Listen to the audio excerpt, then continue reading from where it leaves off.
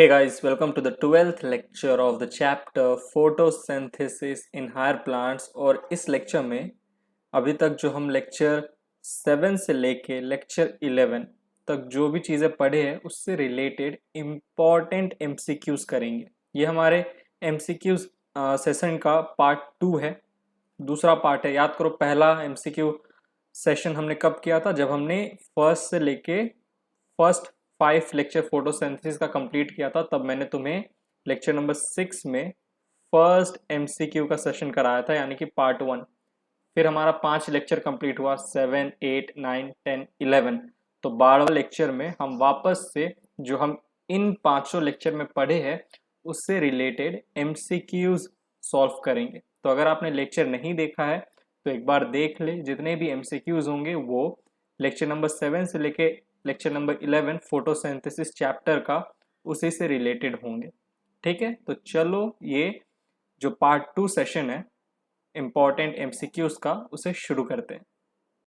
चलिए, तो सबसे पहला क्वेश्चन देखते हैं। क्वेश्चन है, the rate of photosynthesis of a plant is measured using 5 spectral colours, which sequence of colours give an increasing photosynthetic response. देखो, स्मॉलेस्ट से लेके लार्जेस्ट रिस्पॉन्स हमें देखना है कि कौन से कलर पे हमें फोटोसिंथेटिक रिस्पॉन्स ज़्यादा मिलता है। ठीक है, इस सीक्वेंस में हमें ढूंढना है। तो इसका सही ऑप्शन है ऑप्शन बी। पहले तो क्वेश्चन को समझो। क्वेश्चन में क्या था? हमें रेट ऑफ फोटोसिंथेसिस पता करना था प्लांट का। इन 5 स्पेक्ट्रल कलर्स में कौन से कलर पे सबसे ज़्यादा फोटोसिंथेसिस होता है। तो स्मॉलेस्ट का रेंज शुरू में है और लार्जेस्ट का रेंज लास्ट में।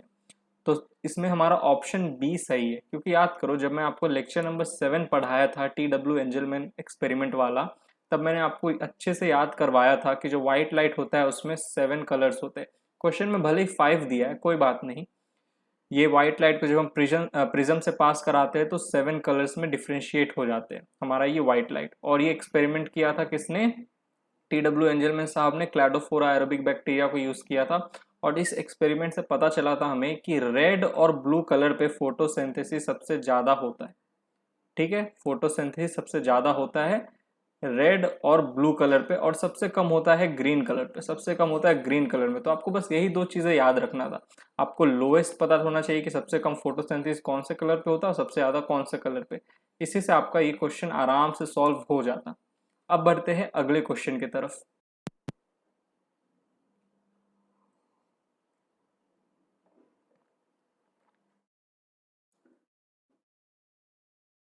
चलिए, अब देखते हैं दूसरा क्वेश्चन।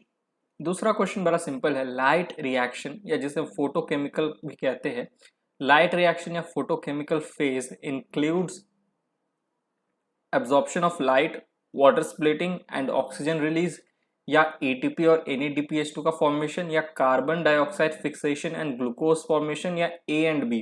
यानी कि लाइट रिएक्शन के दौरान क्या होता है? तो सही ऑप्शन है A एंड B। आपको पता है, मैंने आपको लेक्चर नंबर 9 और 10 में जो नॉन साइक्लिक फोटोफॉस्फोराइलेशन यानी कि लाइट रिएक्शन का पार्ट नॉन साइक्लिक फोटोफॉस्फोराइलेशन समझाया था।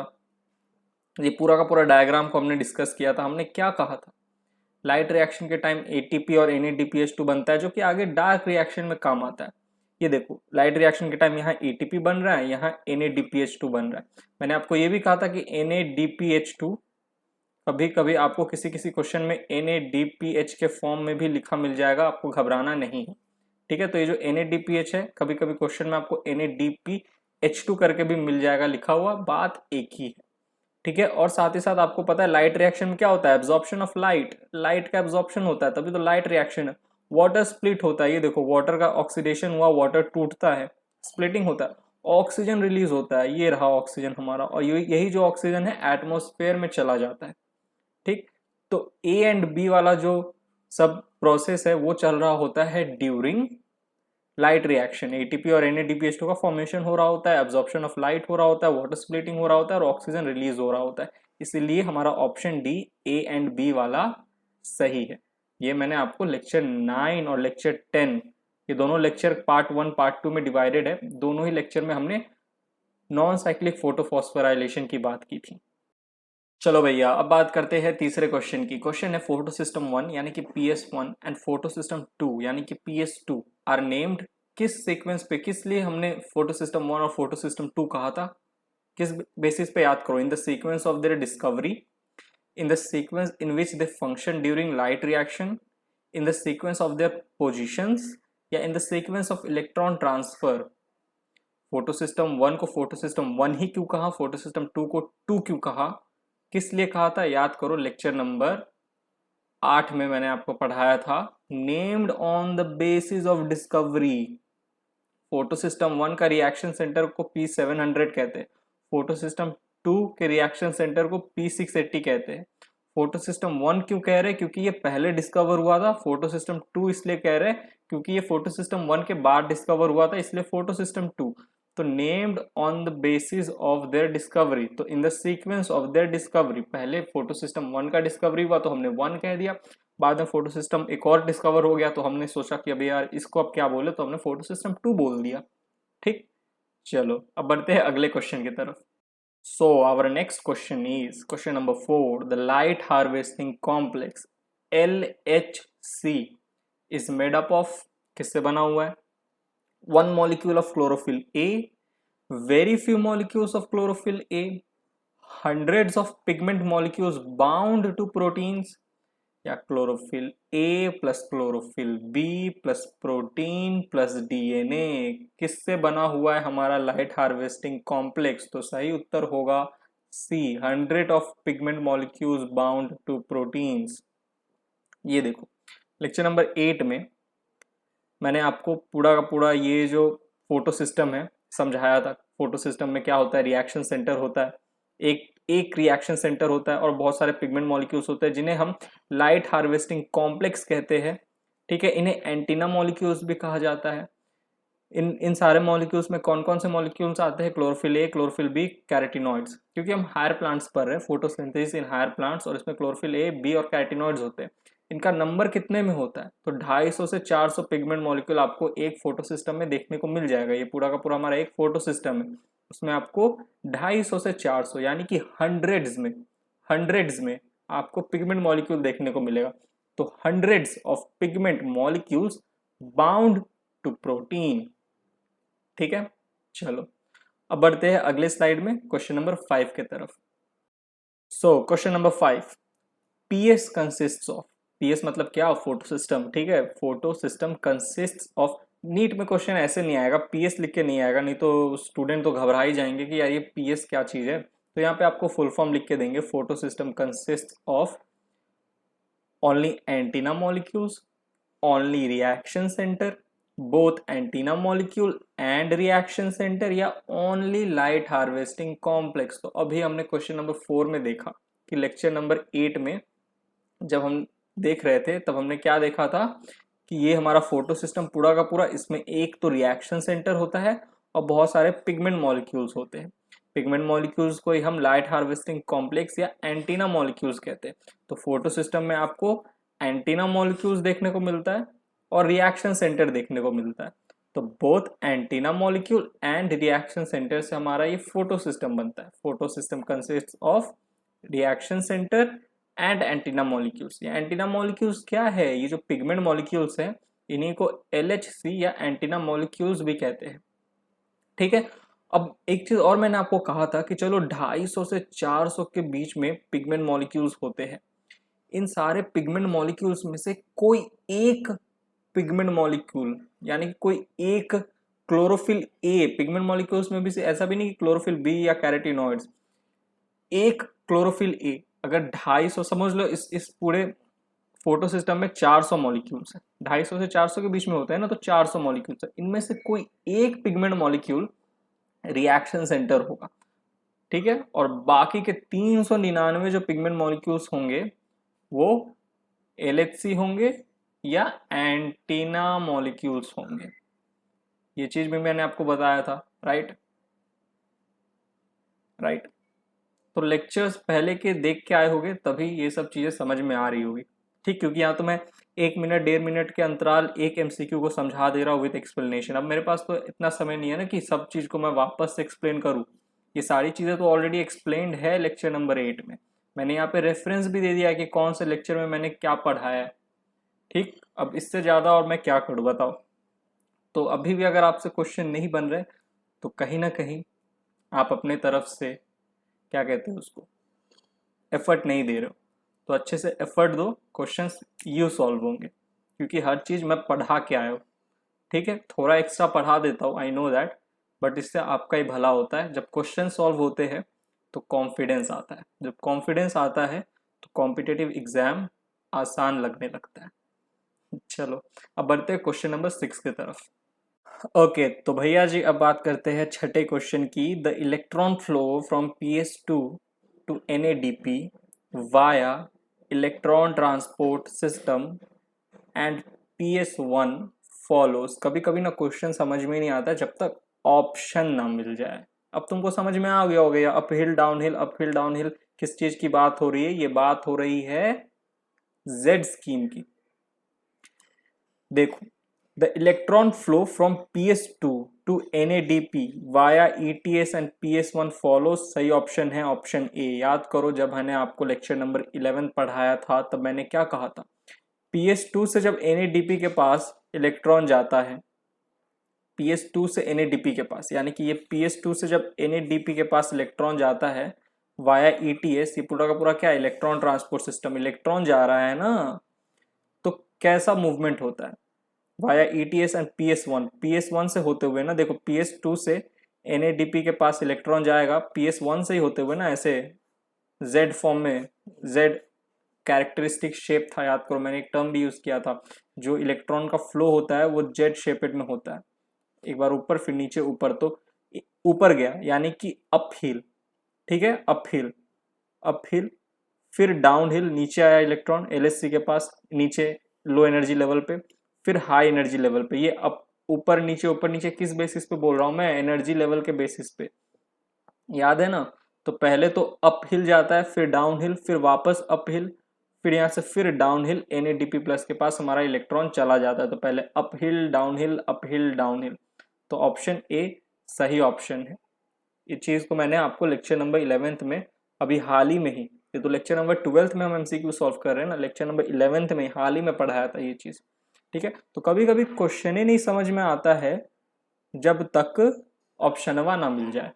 तो ऑप्शन एक बार देख लेते हैं ना तो क्वेश्चन और क्लियर हो जाता है। तो आई होप आपको ये क्वेश्चन समझ में आया होगा। ठीक, और यहाँ पे इलेक्ट्रॉन का फ्लो हो रहा है। ठीक है, इलेक्ट्रॉन का क्या हो रहा है? ट्रांसपोर्ट हो रहा है। ठीक है, high energy level, low energy level के बेसिस पे। ऑलराइट, हम यहाँ पे जेड स्कीम पढ़ते हैं कि इलेक्ट्रॉन कैसे मूव करता है। ऑलराइट, चलो moving on to the next slide. तो इस स्लाइड में हम क्वेश्चन नंबर 7 देखेंगे। क्वेश्चन है, which statement about the light reaction of photosynthesis is false. हमें फॉल्स स्टेटमेंट ढूंढना है। पहला, PS1 and PS2 are located in stroma of the chloroplast. अरे भैया, पहला स्टेटमेंट में ही हम लोग को पता चल गया कि ये रॉन्ग है, क्योंकि PS1 और PS2 तो मैंने आपको पढ़ाया था कहाँ पे लोकेटेड होते हैं? थाइलाकॉइड मेम्ब्रेन में। थाइलाकॉइड कौन सा मेम्ब्रेनस पार्ट है? ग्रेना। ग्रेना क्या है? ग्रेना स्टैक्स ऑफ थाइलाकॉइड, बहुत सारे थाइलाकॉइड को एक साथ हम क्या कहते हैं? ग्रेना। ये पूरा पूरा क्या है? ग्रेना। इसमें एक क्या है? थाइलाकॉइड है। ठीक है, मैंने तो एक ही को यहाँ पे दिखाया, टोटल 1 2 3 4 5 थाइलाकॉइड है आपस में एक साथ, इन्हें हम ग्रेना बोलेंगे। अब जरूरी नहीं है 5 ही थाइलाकॉइड, नंबर वैरी कर सकता है। ठीक है, तो ग्रेना क्या है? मेम्ब्रेनस पार्ट है। स्ट्रोमा क्या है? लिक्विड पार्ट है। स्ट्रोमा में हमें PS1 और PS2 मिलता है? नहीं, हमें तो थाइलाकॉइड में मिलता है, यानी कि ग्रेना में एक तरह से हम कह सकते हैं। बहुत सारे थाइलाकॉइड को एक साथ हम ग्रेना ही कहते हैं। देखो ये हमारा क्या है? थाइलाकॉइड का मेम्ब्रेन है, इसमें आपको PS1 और PS2 मिल जाएंगे। ये जो ग्रीन ग्रीन कलर का मैंने बनाया है ना, ये आपके फोटो सिस्टम है। अब इनमें से कोई PS1 होगा, कोई PS2 होगा। ऑलराइट, तो पहला स्टेटमेंट ही रॉन्ग था, बाकी के स्टेटमेंट पढ़ लो, सही है। PS1 and PS2 are linked by electron carriers, सही है। इलेक्ट्रॉन कैरियर्स होते हैं ना बीच बीच में, बहुत सारे इलेक्ट्रॉन कैरियर्स होते हैं, याद करो। Chlorophylls have an absorption spectrum with pronounced peaks in red and blue light पे सबसे ज्यादा एब्जॉर्प्शन करता है क्लोरोफिल। क्लोरोफिल ए सबसे ज्यादा एब्जॉर्प्शन करता है किसका? रेड और ब्लू लाइट का, इसलिए रेड और ब्लू लाइट पे फोटोसिंथेसिस ज्यादा होता है। Proton diffuse through protein channels which are ATP synthetase molecules, ये भी सही है। जो याद करो, ये जो F1 है, F1 इसी को हमने ATP सिंथेटेज कहा था। यही इस पे क्या होता है, ये सॉरी, हाँ, ये F1 है, F1 से ही तो F0 से ही तो हमारा क्या निकल रहा था, प्रोटॉन निकल रहा था, जो प्रोटॉन ग्रेडियंट बन रहा था, आया याद। तो यही ये सब क्या है, ये F0 हमारा इंटीग्रल प्रोटीन है, F1 हमारा सरफेस प्रोटीन है। तो प्रोटीन डिफ्यूज होता है थ्रू प्रोटीन चैनल्स, ये रहा protein channel which are ATP synthetase molecules, ये रहा ये एटीपी सिंथेटिस है, जैसे निकलता है यहाँ से प्रोटॉन, तो यहाँ क्या होता है, एडीपी के साथ एक इनऑर्गेनिक फॉस्फेट जुड़ता है और एटीपी बन जाता है, एटीपी सिंथेटिस मॉलिक्यूल्स। तो ये तीनों के तीनों स्टेटमेंट सही है अबाउट लाइट रिएक्शन। हमें फॉल्स ढूंढना था, पहला फॉल्स है। तो देखो मैंने सारे स्टेटमेंट आपको समझा दिए। अब बढ़ते हैं नेक्स्ट क्वेश्चन की तरफ, क्वेश्चन नंबर 8 की तरफ। चलिए अब बात करते हैं क्वेश्चन नंबर 8 की। 8 में क्या लिखा है, electron excited by absorption of light in PS1 are transferred to the primary acceptors and therefore must be replaced.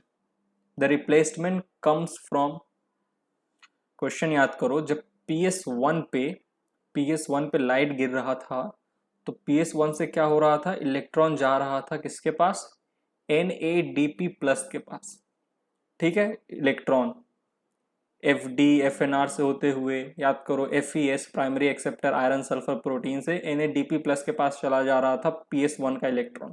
तो PS1 में इलेक्ट्रॉन की कमी आ रही थी, तो PS1 के उस इलेक्ट्रॉन की कमी को कौन पूरा करेगा, यही क्वेश्चन है। क्या उसके इलेक्ट्रॉन की कमी को NADP पूरा करेगा, नहीं, NADP के पास तो इलेक्ट्रॉन जा ही रहा है PS1 का, ठीक है। तो PS1 के इलेक्ट्रॉन की कमी को कौन पूरा करेगा, ATP नहीं, PS2, exactly PS2 is the right answer.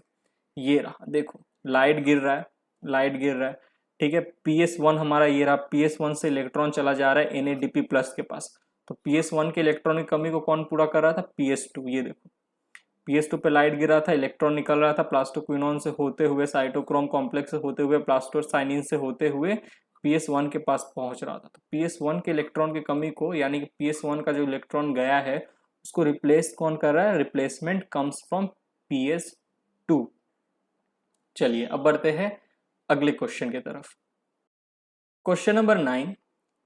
ये क्वेश्चन देखो, the Z scheme refers to, बहुत को मैं अभी तक लेक्चर नंबर 11 में जेड स्कीम समझा दिया, बहुत को अभी तक नहीं समझ में आया कि जेड स्कीम होता क्या है, तो इस क्वेश्चन से क्लियर हो जाएगा। The type of photosynthesis used in plant found in areas with minimal precipitation, ये क्या है, ये सब चीज क्या है, ये नहीं है। The pattern of grana within the chloroplast of photosynthetic plants, नहीं। The carbon fixation process also known as the Calvin cycle, नहीं। तो सही ऑप्शन होगा ये। An energy diagram, energy level, मैं एनर्जी लेवल की बात करता था, an energy diagram for the transfer of electrons in the light reaction of photosynthesis in plants, ये देखो सही ऑप्शन है पहला। ये देखिए मैं आपको बोल रहा था जब लाइट गिरता है तो इलेक्ट्रॉन निकलता है LHC से, हाई एनर्जी लेवल वाला इलेक्ट्रॉन, तो एनर्जी डायग्राम है ये, किस तरीके से एनर्जी के बेसिस पे देखो इलेक्ट्रॉन का ट्रांसफर हो रहा है, पहले अपहिल जा रहा है हाई एनर्जी लेवल पे, फिर लो एनर्जी लेवल पे, याद करो, फिर वापस हाई एनर्जी लेवल पे, फिर यहाँ से NADP plus low energy level. ये HL क्या लिख रहा हूँ, high energy low energy, HE और LE मतलब HE मतलब हाई एनर्जी लेवल, ठीक है, लो एनर्जी लेवल, फिर हाई एनर्जी, फिर लो एनर्जी। तो एनर्जी लेवल के बेसिस पे देखो एनर्जी डायग्राम है, यहाँ पे आप एनर्जी लेवल के बेसिस पे या रेडॉक्स पोटेंशियल है इसके बेसिस पे भी आप देख सकते हो, ठीक है। तो जेड स्कीम क्या होता है, जो हमारा लाइट रिएक्शन, जो हम नॉन साइक्लिक फोटोफॉस्फोराइलेशन पढ़ रहे थे, ठीक है, जिसे हम non cyclic electron transport system कह रहे हैं, उसी में ये जो एनर्जी के बेसिस पे इलेक्ट्रॉन का फ्लो कैसे हो रहा है, ठीक है, एनर्जी डायग्राम है जेड स्कीम, ठीक, एनर्जी डायग्राम, ये देखो यहाँ इलेक्ट्रॉन ट्रांसपोर्ट सिस्टम है, ठीक है, और ये हमारा फोटो सिस्टम 2 है, फोटो सिस्टम 1 है, ऑलराइट। तो the Z scheme refers to an energy diagram for the transfer of electron, flow of electron मतलब वही transfer of electron in the light reaction, light reaction यानी कि नॉन साइक्लिक फोटोफॉस्फोराइलेशन या non cyclic electron transport system of photosynthesis in plants, ठीक। तो ऐसे आप Z scheme के डेफिनेशन को याद रखिए, जो बच्चे बोर्ड्स का प्रिपरेशन करते हैं वो यहाँ से इस डायग्राम, इस डेफिनेशन को ध्यान में रख सकते हैं। तो बोर्ड्स में अब क्वेश्चन आएगा 5 मार्क्स का आएगा, तो सिर्फ ये डेफिनेशन लिखने से नहीं चलेगा, ये पूरा तुमको बना के समझाना भी होगा, ठीक है। तो मैं बार बार कहता हूँ ये जितने भी ये जो ट्रांसपोर्ट सिस्टम है, नॉन साइक्लिक फोटोफॉस्फोराइलेशन, ये फिर ये जेड स्कीम, ये सबको हाथ से बना के प्रैक्टिस करो। ठीक है, दो चीजें हो जाएगी, हाथ से बना के प्रैक्टिस करोगे अच्छे से सब कुछ समझ में आ जाएगा, और जो बोर्ड्स का तैयारी कर रहे हैं उनके लिए तो आसान हो ही जाएगा, और नीट के लिए ज़रूरी तो है ही, क्योंकि हाथ से बना के जब चीज़ों को समझोगे इन सब डायग्राम को तो अच्छे से सब कुछ क्लियर होगा, कुछ चीज़ भूलोगे नहीं, कोई चीज़ छूटेगा नहीं। जब आप आंख से देखोगे ना इस डायग्राम को, और मैं कह दूँ एक बार बनाने के लिए नहीं बना पाओगे, तो एक बार हाथ से बना के खुद प्रैक्टिस करो, फिर कॉपी बंद करके मैं तुम्हें बोलूँगा ले अब बना, तुम फट से बना दोगे, क्योंकि तुमने देख कर उसको प्रैक्टिस किया। तो इसीलिए हाथ से बना बना के इन सब डायग्राम को प्रैक्टिस करना। ठीक है, ये पूरा का पूरा इलेक्ट्रॉन ट्रांसपोर्ट सिस्टम को, non cyclic electron transport system को।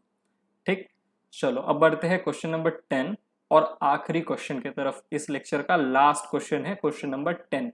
तो moving on to the next slide. So question number 10 है, in chemiosmotic synthesis of ATP H plus diffuses through ATP synthesis from stroma into thylakoid lumen या space, from thylakoid space into stroma, from cytoplasm into stroma या from the periplastidial space to stroma। Question क्या है, chemiosmotic synthesis of ATP, proton diffuse करता है through ATP synthetase, कहाँ से कहाँ, तो सही ऑप्शन है B, from thylakoid space into stroma. ये देखो, ये हमारा प्रोटॉन है, ये अंदर में क्या है पूरा ल्यूमेन है, यानी कि थाइलोकॉइड स्पेस है, और यहीं से हमारा जो ये प्रोटॉन है ये बाहर निकलता है, कहाँ आता है, स्ट्रोमा में। बाहर की तरफ क्या है, स्ट्रोमा है, अंदर ल्यूमेन है। ठीक है, और ये थाइलोकॉइड मेम्ब्रेन है, तो अंदर थाइलोकॉइड स्पेस, ठीक, उसी से बाहर आ रहा है स्ट्रोमा के तरफ, कौन, हमारा प्यारा सा प्रोटॉन। तो proton diffuses through ATP synthetase from thylakoid space into stroma, cameo osmotic synthesis of ATP.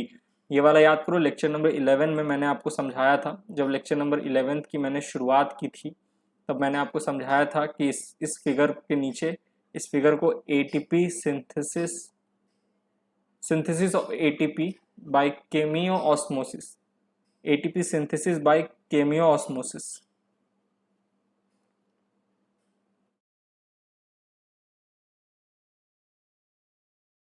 Figure 13.7 जहाँ तक मुझे याद है, एनसीईआरटी पेज नंबर 214 पे आपको ये फिगर मिला था, इसके नीचे लिखा हुआ था ATP synthesis by cameo osmosis. तो हमने कहा था ये जो पूरा का पूरा प्रोसेस है नॉन साइक्लिक फोटोफॉस्फोराइलेशन का, इसे हम केमियो ऑस्मोसिस कह रहे हैं, और इसी से एटीपी का यहाँ फॉर्मेशन हो रहा है।